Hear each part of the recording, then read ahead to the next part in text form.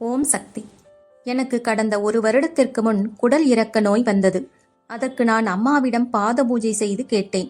Operation இல்லாமலும் சரி செய்து கொடுங்கள் என்றும் கேட்டேன்.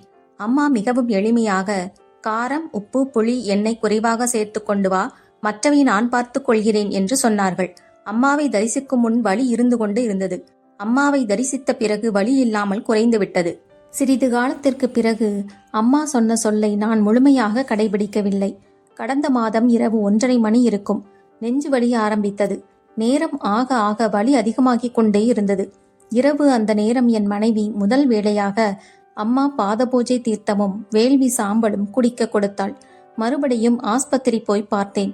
அங்கு 2 நாள் வைத்து முதலுதவி செய்துவிட்டு நெஞ்சு அடைப்பு இருக்கிறது, அதற்கு உள்ள டாக்டரை பாருங்கள் என்று அனுப்பிவிட்டார்கள்.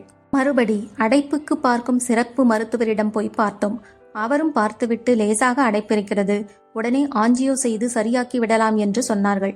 உடனே அதற்கான ஏற்பாடுகள் எல்லாம் செய்து 2 நாளில் ஆஞ்சியோ வைத்தியமும் செய்து முடிந்தது.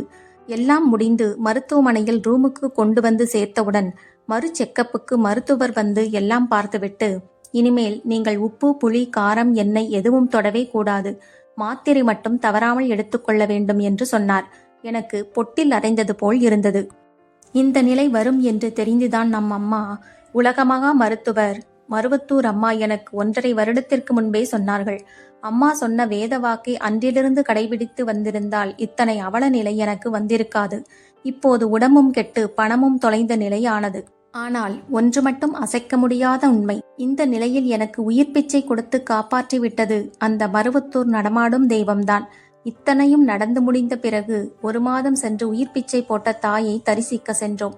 அம்மாவிடம் சென்றவுடன் அம்மா உயிர் பிச்சை தந்ததற்கு கோடான கோடி நன்றி என்று சொன்னேன். அதற்கு அம்மா, உலகளாவிய அம்மா ஏதும் தெரியாதது மாதிரி என்னிடமே உனக்கு என்ன ஆனது என்று கேட்டார்கள். நானும் அம்மாவிடம் நடந்த விவரத்தை சொன்னேன். அத்தனையும் கேட்டுவிட்டு அம்மா அருளிய வார்த்தை என்ன தெரியுமா? நான் உன்னிடம் முன் என்ன சொன்னேன்? நான் சொன்ன மாதிரி நீ நடந்து கொண்டாயா என்ன என்ற ஒரே கேள்வி மட்டும்தான்.